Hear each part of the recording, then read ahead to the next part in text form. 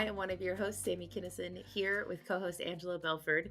And today we are going to be diving into some fun, extra light, not heavy at all topics. Sami says with tongue in cheek. Um, I'm just kidding. We want to talk about some of the process around healing and the non-linear journey that can sometimes happen for us in healing, and that this is something that we have encountered with a couple of friends lately in conversations, and we really wanted to unpack. This is not intended to be shortcut for us to answer the phone when our friend calls and says, "Why am I still dealing with this?" And we say, "Hang up with me and go listen to this episode." And yet, also, when we notice that we're having a conversation multiple times, we're like, you know what? I bet other people could benefit from this conversation as well. And this reminder that healing is not always just a straight path, A to B, super linear. So, Angela, why don't you unpack a little bit more about what you're seeing? To set the context of this, about 10 years ago, uh, Barry decided to embrace his journey at a different level and started with a new therapist. And one of the things she said, a lot of things that have been very helpful to us and given us a lot of tools for our toolbox. But one of them was she talked about the idea of it was really the book The Body Keeps Score, but she said that sometimes even if we're not consciously aware of something that has happened to us in the past, our body still remembers because we remember things that happened to us, especially traumatic events at a cellular level, and reminding everyone that trauma is something that happens to you that your body and brain can't make sense of. And so things that are traumatic for me may not be traumatic for you if you can make sense of them. And so this idea, she was talking about that there may be times of the year where things come up to the surface and become a little more aware, and it might be related to. So Barry embraced this new level of healing journey literally on the day of his mom's birthday, and his mom had passed like 7 years before at that point. And so she said that that's pretty normal, that there's some a big event and it kind of brings up. And after she talked about that, I began to notice some patterns with different seasons of the year where it was like I have kind of unexplained sadness and I don't really know why that is. And it turned out like around my birthday, within 4 weeks of my birthday is like my biological mom's birthday, my grandma's birthday, and the anniversary of my adopted mom dying. All happened within a 4-week period. And that's a lot. All at the same time. So there's many years apart, but they kept just things kept happening and in that space. And then it really helped me. The first couple of years I was annoyed that why can't I get over this, right? Like we all do. And then the last few years, I've noticed that it's not as intense. I also kind of roll into that 6-week period like, okay, I'm intentionally going to be gentle and relaxed with myself. And ironically, this year, it was only like a day or so that I kind of felt out of sorts. And that's sort of how I describe it is like I just feel out of sorts. Like I just don't feel like my norm. And in the past, what I would do is judge myself so harshly. Come on, pull yourself together. What is wrong with you? Recently, I have heard instead of asking yourself what is wrong with you, ask what has happened to you. Wait, that's you, right? You're the one that Yes, shared that with me. I'm Tell the me. one who shared that with you. I read a book called What Happened to You that is by Dr. Bruce Perry and Oprah Winfrey. And it is Oh, conversations between the two of them that asking the question, "What's wrong with you?" is less productive because it talks about how much trauma has impacted how we function, how we process things, how we respond to things. And a more appropriate question, or at least a more informative question, is what happened to you? They especially talk about with children and growing up, and if you work with children and you're like, "Golly, what's wrong with you? What's wrong with this kid?" You should actually, if you have the part of your brain that wants to ask that question, that is a really good clue to be like, "Ooh, pause. What has happened to them?" Because that can help you see, golly, even if you're asking yourself, "What's wrong with me?" Like we're talking about, no, what happened? What happened? Is there something that happened in this time? Is there something that may not even be the calendar month or day, but maybe it's a similar interaction? Maybe Yeah. your boss at work said the same thing to you that your mom said to you when you were a kid, and it took you right back, and you're like, "Oh crap! Like what happened to me was that moment when I was a kid. It brought me right back to that place. What happened? Not what's wrong with you." Well, and here's the beautiful thing is that so many times when I encourage people with this idea, they're like, "Oh, so I'm just supposed to wallow in it." And it's like, "No, Mhm. no, no, no, no." When someone else said that thing to you, then it gives you the opportunity to actually make sense of it so that Mhm. it can rewire that traumatic experience, right? And so that way you can be like, "Oh, this made me feel whatever. I didn't have the tools or the resources to be able to figure that out then, like I can now. What would today me say to younger me about that situation now?" So it really isn't it's not necessarily a permission slip to wallow. It's a permission slip to be gentle with yourself, to explore, and to really be able to just be a whole human. You're not gonna be 100% of the time happy, cheerful, positive.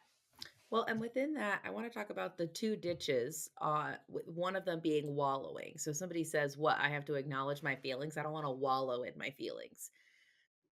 Where I see happen pretty commonly is when somebody says, "I don't want to wallow in my feelings. So instead, I will completely ignore and shut down and not acknowledge in the slightest." And it's like, hold on, hold on. We've now gone from one pendulum swing completely to the other pendulum swing. That if you give no airtime and no space and attention to this thing that needs some attention, you're gonna cause other problems. And sure, wallowing can feel wrong, but what about, you know what? I'm gonna give myself a time. And maybe that's 5 minutes because that's all that feels safe. Maybe that's 1 hour. And I'm going to feel this feeling as intensely as I can allow my body to for this time. And I will give myself permission that when the time is up, great, we're going to keep moving and we're going to go on from there if that's what we need to do. What's wrong with that? That's not wallowing. That's allowing the expression of that emotion, of that feeling, those sensations without trying to just hold tight, white knuckle our way through it, and go to the other side. I recently had a conversation with a friend, and she wasn't worried about wallowing. She was feeling anger. And I said, "Oh, how are you releasing those feelings? How are you There's energy in your body. You've got to release that." She goes, "Won't that make it worse? If I Mm. start expressing this anger, won't that make it worse?" And I was like, "Ooh, man, isn't that what we believe? We think that one extreme is going to be we have to completely ignore it, and the other extreme is we have to just, rage, cry, wallow, whatever the opposite is of that." And I said, "Oh, no, no, no, no. You absolutely need to choose safe ways to do that. I'm not recommending if it's coming out as road rage that start flipping people off and going berserko on them so that, it becomes dangerous. But how are you doing that? Are you jumping on a trampoline? Are you taking a towel and beating it on a chair? Are you screaming in a pillow? Like, what are you doing to express that feeling? The sadness, the anger, the frustration? Like, what are you doing?" I feel like within that, the image that came to my mind is that if you stop your emotions from happening, from experiencing them, you slowly build a dam. Mm, And over time, this dam could become really backed up. And yes, it is possible that when you go break the dam, you might have a tidal wave. After that tidal wave passes, the water is gonna go back to normal, okay? The river is gonna come back and start flowing back through here, and you're gonna have this return of the beautiful intention that the river was supposed to have. I don't want to deny that it is possible if you've gone years and years and years without feeling anger and shoving all these things down, do be aware you could be trying to break a dam right now. That's possible. It's really funny that you say that. I'm gonna tell a story about myself, which is back years ago, I went to Celebrate Recovery, which is a Christ-based recovery program for hurts, habits, and hangups. I talk about this pretty openly. It's not Alcoholics Anonymous, but it's the same. It's a similar kind of idea. And back then, you would have large group, and then we would break up into small group based on what your the thing you wanted to work on was. And so there was a very large group in a church setting that was working on codependency. And there was this tiny little group of us. There was like four of us that were working on anger. And the way I understand it for my husband is that the guys were opposite. There was a small group of codependency and there was a very large group working on anger. I don't even remember what all the other groups were, but what would be really entertaining is, and maybe it's judgy to say it was entertaining. We weren't allowed to crosstalk. We weren't allowed to talk to people, but we would just kind of giggle because there would come a point where someone from the codependency group would one week join the anger group.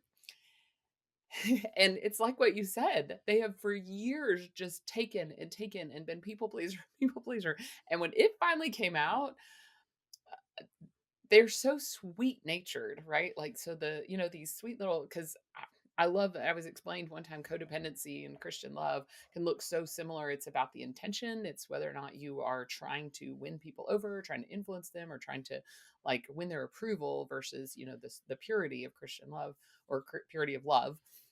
Anyway, and so, but when they would come, they're just these sweet, sweet women who would do anything for you to their own detriment. And then when they got angry, ooh, and we would be like, "Oh, that's fun. Good job, girl. Good job. Good job. Letting it out. Letting it out. Letting it out." Because it can be a tidal wave. And then what's sweet is that they did. They would settle back to homeostasis because we as humans cannot maintain that heightened emotion for long, long periods of time. And if we do, it's very detrimental to our health. Right. And so to sort of come back to this idea that sometimes it can be cyclical and this experience or these feelings can come up, you know, I think of it sometimes like an onion that, like, sure, you peel back the layers of one layer of the onion, you still have another onion on the inside. It's still an onion. And you peel back another layer, it's still an onion. It's a smaller onion. It's a little bit more dense onion, but it's still an onion. And sometimes as the years go by, it can be like pulling another layer back. And it could be that that onion gets really small. And it could just be that our body is a little bit more sensitive at different times of the year. And it's like, you know what?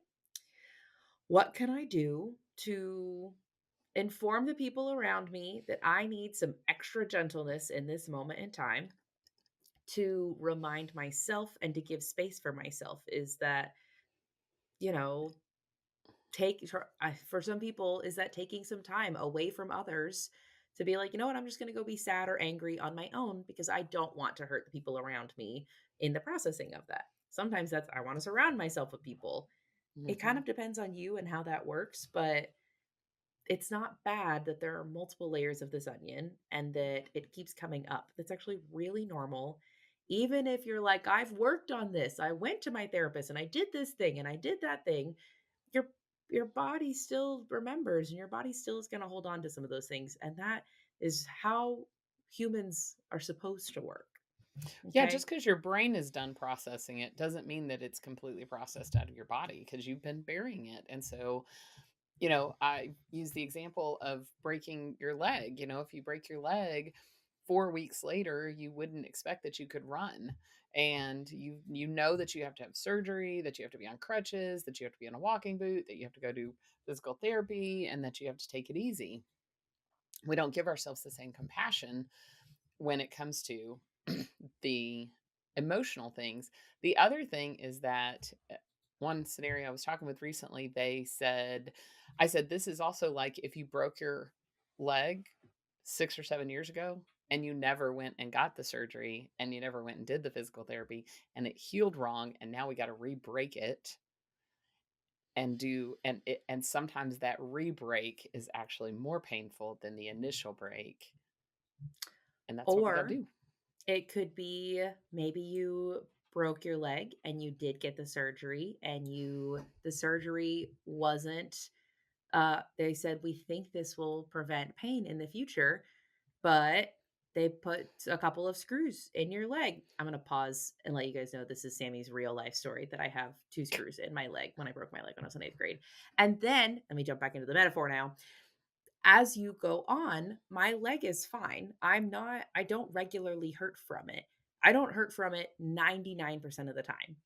If it gets really cold and the conditions are right, I can feel the screws in my leg and the my bone and the metal don't shrink at the same rate in the cold. It takes really extreme cold temperatures and I can feel the pain in my left leg. Mm. Even that, I did the healing, I did the work, and if I'm in just the right condition, my leg still was broken.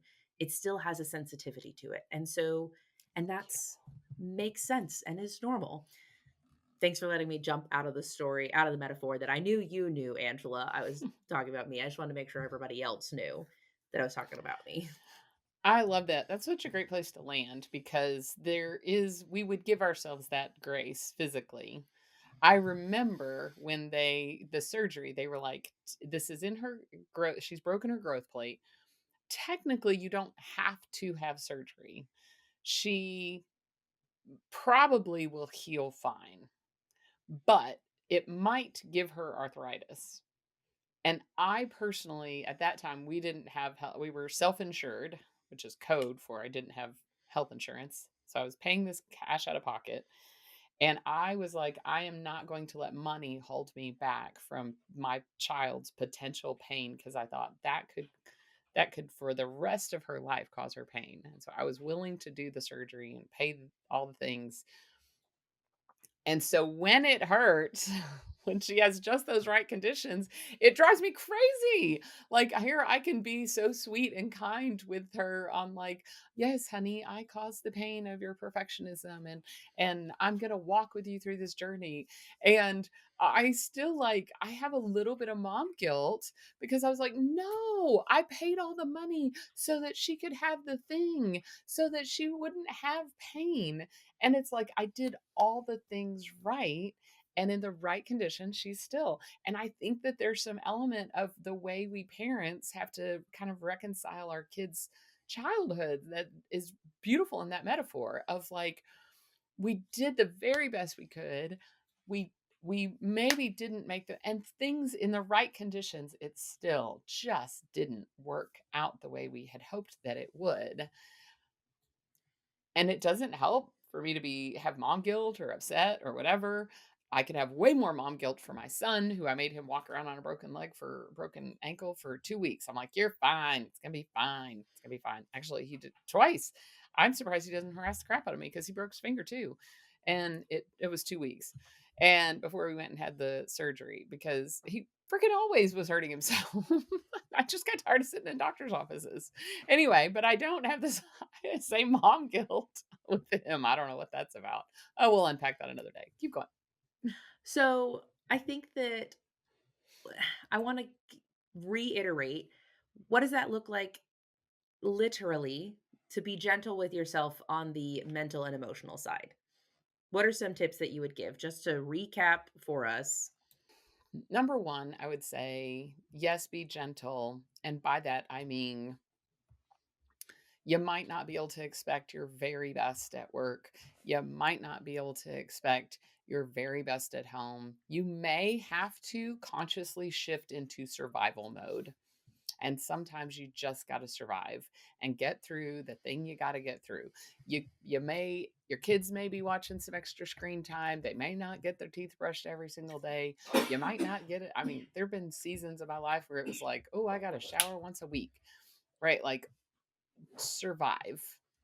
And while that is not the recipe for all the time having a freaking awesome life, sometimes you got to just shift into survival mode. Sometimes you got to cut yourself some slack. And that may be like, I'm going to take the day off work. If I were to have a dentist appointment and I had dental surgery, I would take the day off work. And the next day, if I didn't feel right, then I would still take another day off work. Okay, well, you may have to give yourself a mental health day.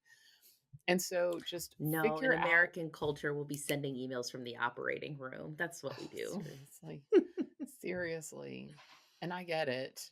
As somebody who, this last vacation in Europe was the first time in a couple of years that I actually had to be still tuned into email. I'm like, golly, this is what people are talking about.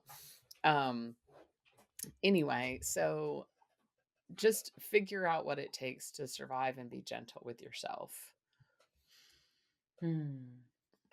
I know you had said number 1, be gentle with yourself, and it Yeah, sounded like you were going to go 2 and 3, but golly, I be gentle with was. yourself feels like that's the Well, thing. yeah, the second thing I would say is ask better questions instead of saying, what is wrong with me? There's nothing wrong with you. She broke her leg. There's nothing wrong with her. Broke her leg. That happens. Kids fall out of trees and get broken legs all sorts of ways. Playing Kids talk on sports. cell phones in trees and tree branches break. It happens to It anybody. happens to anybody. Anyway, so just like ask better questions. What happened? Not what is wrong with you. And then last, I would say that like this life is hard enough. Doing it alone is just darn near impossible. So figuring out what's that support. So I told the story of being at Celebrate Recovery. Maybe there's a grief recovery, maybe there's a divorce recovery, whatever that is. Find the resources in your area. If it's not that you can find friends, look for local groups or online groups. There are some great online groups too to find community so that you're not alone. I think that that's really good. Really, really important. Thank you guys so much for listening with us and for joining us on this nonlinear journey of life. And if you guys love listening, we would love it if you share with your friends. Tell somebody about an episode that you've really enjoyed or pass it along. Until next time, we hope you guys go be freaking awesome.